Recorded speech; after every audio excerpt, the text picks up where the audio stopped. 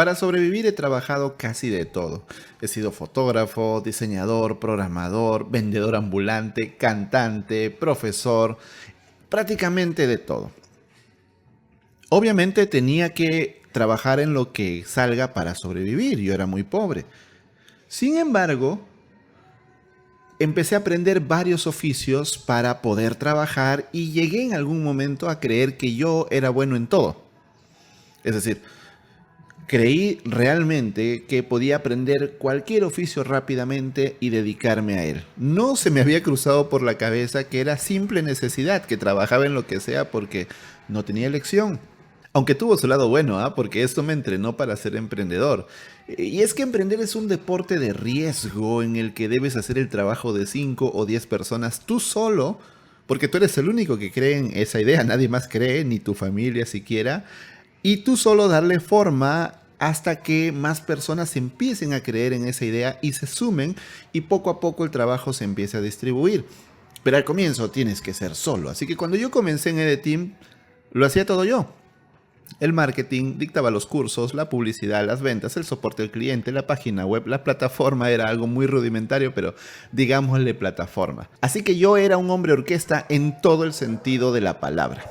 Obviamente esto me envalentonó más, porque vamos, una sola persona haciendo un emprendimiento, uno solo, literal, era algo que no se ve así nomás. Entonces pues yo me sentía mucho más superhéroe, que podía hacer cualquier cosa. Entonces me tracé metas realmente irrealizables para una sola persona. Metas que incluso hasta me da vergüenza compartirlas y me las guardo para mí.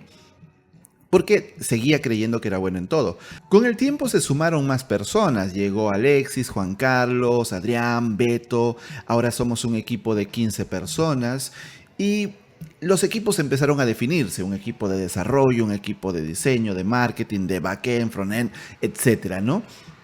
Y yo quería meterme en todos los equipos, meter mi cucharota y sentirme importante y sentir que soy capaz de hacer muchas cosas a la vez.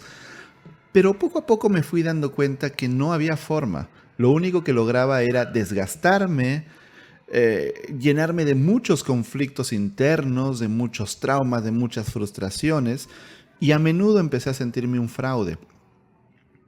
Porque claro, cuando tú estás solo, aunque hagas muchas cosas, no tienes un punto de referencia para ver si lo estás haciendo bien o mal. Cuando ya hay un equipo alrededor de gente que sabe mucho y sabe más que tú, incluso en algunas cosas, ya tienes un punto de referencia y empiezas a cuestionar las cosas. Y yo decía, me siento un fraude. Si alguien me pregunta qué soy, ¿qué le puedo responder? ¿Qué soy? ¿Soy programador? ¿Soy diseñador? ¿Soy un CEO? No me sentía realmente con derecho de responder ninguna de estas cosas porque sentía que solamente picoteaba por encima a estos roles. Así que en determinado momento concluí que tenía que decidirme por algo. Y tenía dos opciones. La opción número uno era seguir siendo técnico, es decir, hacer diseño web, hacer programación, etc. Y la opción número dos era ser empresario, es decir, dedicarme a la estrategia, a la comunicación, al networking, al marketing, etc. El detalle es que ambas opciones son excluyentes, es decir, o me quedo siendo técnico o me quedo siendo empresario. No podía ser un ratito técnico, un ratito empresario y así ir saltando de uno al otro, porque era seguir en lo mismo, ¿cierto? Entonces decirle sí a una implicaba renunciar a la otra opción y eso era lo difícil. La renuncia siempre es difícil. Ahora que lo pienso, yo tenía clara la respuesta. La respuesta era ser empresario. El detalle es que no tenía el valor de ejecutarla, no tenía el valor de llevar a cabo, llevar a la realidad esa respuesta. La renuncia me daba miedo. Pero exploré más a fondo y me pregunté por qué era tan difícil llevar a cabo esa decisión. ¿Era solamente miedo? ¿Eso era todo? ¿O había algo más? Entonces escarbé más profundo y entendí que mi elección de ser empresario era puramente práctica. No era una elección que yo había tomado basado en mis pasiones, en lo que me gusta, en mis sueños, en mis metas, sino puramente práctica, lo que le convenía a la empresa para crecer y lo que me convenía a mí también para crecer, ¿no? Para que me vaya bien, etcétera. Pero no estaba basada en mi interior y las cosas tienen que nacer de tu interior. Era miedo, sí, pero era miedo a tomar una elección y meterme en una vida que no era para mí y desperdiciar tiempo y años en algo que no era para mí. Ese era el miedo real. Yo supongo que en algún momento de tu vida te has preguntado eso también. Si me meto en esto y gasto años de mi vida en algo que no me gusta, en algo que me va a frustrar, en algo que me va a hacer infeliz. Esas dudas las tenemos todos. Yo la tuve también en su momento. ¿Cómo la resolví? Pues analizándome a mí mismo más atrás, transportándome mentalmente años atrás y recordando cuáles eran mis sueños cuando era más joven. Y me acuerdo cuando vivía con mi esposa en un cuartito de 2 metros por 1 metro. Era una cosa en la que a las justas entrábamos los dos. Y yo le decía que cuando seamos millonarios la gente no podría creer que vivíamos en ese pequeño espacio. Ella siempre se reía y nunca me tomó en serio. Ya hace unos años me ha confesado que jamás me creyó y ella siempre creyó que yo bromeaba por mi sentido del humor.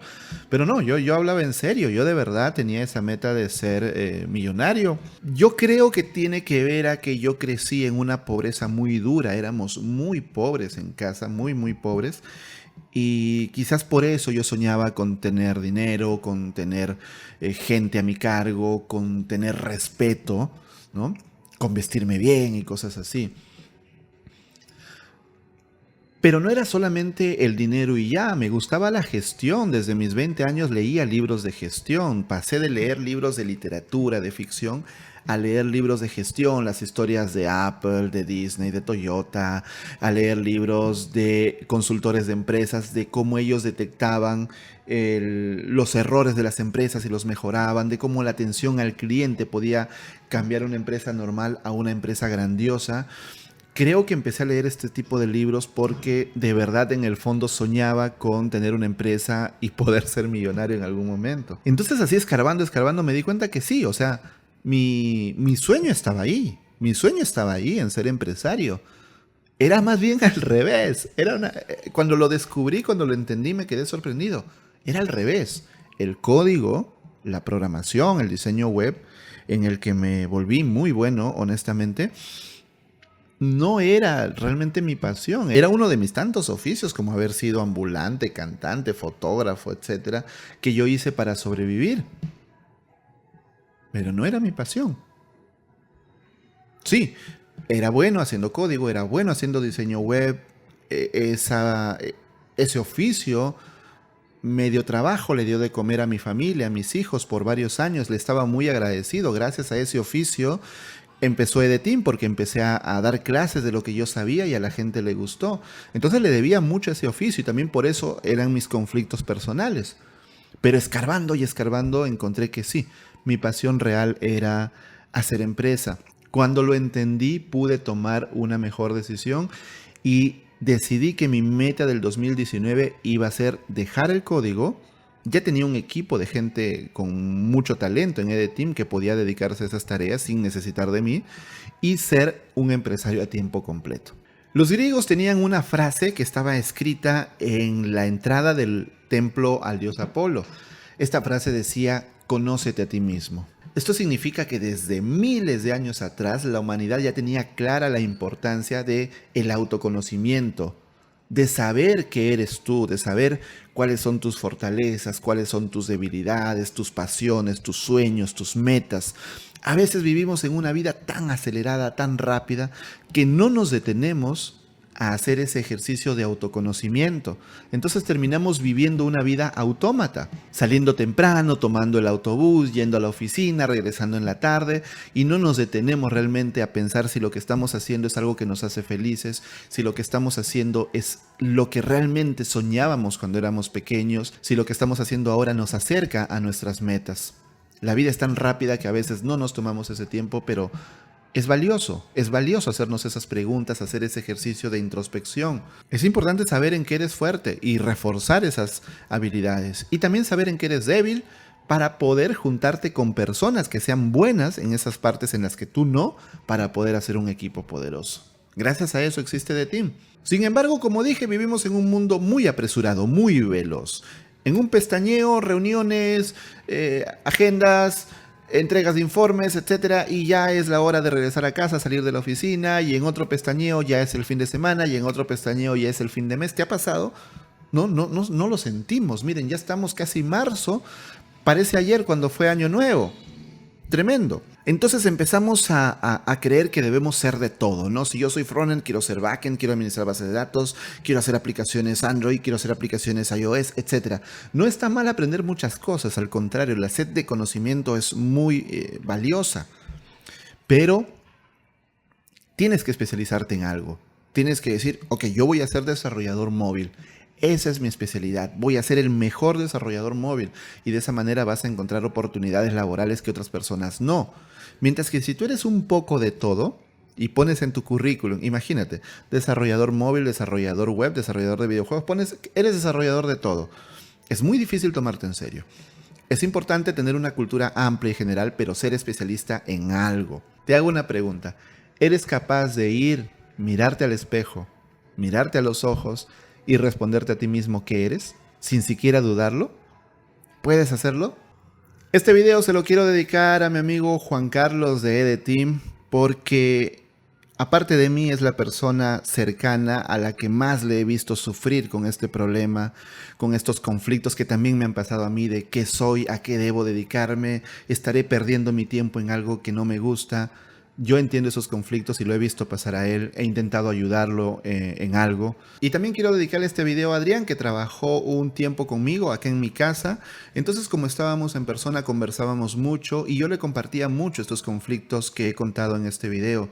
Y él los conocía, él ya sabía que mi conflicto personal era no saber qué era. A veces le decía, oye, ¿y qué tal que dejo la empresa y me vuelvo freelance? Y cosas de ese tipo muy locas que nunca las he contado y que solamente con él las compartí. Entonces espero que este video les guste y que ustedes superen esos conflictos si los tienen. Y si no los tienen y ya saben muy claramente qué son, pues enhorabuena. Sean los mejores en eso que han respondido. Si tu respuesta es soy un desarrollador móvil, sé el mejor desarrollador móvil. Si eres un diseñador web, sé el mejor diseñador web. Si eres un diseñador gráfico, sé el mejor diseñador gráfico. Si eres cantante, sé el mejor cantante. No tienen que definirte otros. A veces uno dice, todos dicen que tengo que ser desarrollador porque los diseñadores no son importantes. No, tú tienes que buscar dentro de ti qué es lo que quieres ser. Otros no pueden ni deben definirte y tú no debes permitirlo. Respóndete a ti mismo qué eres.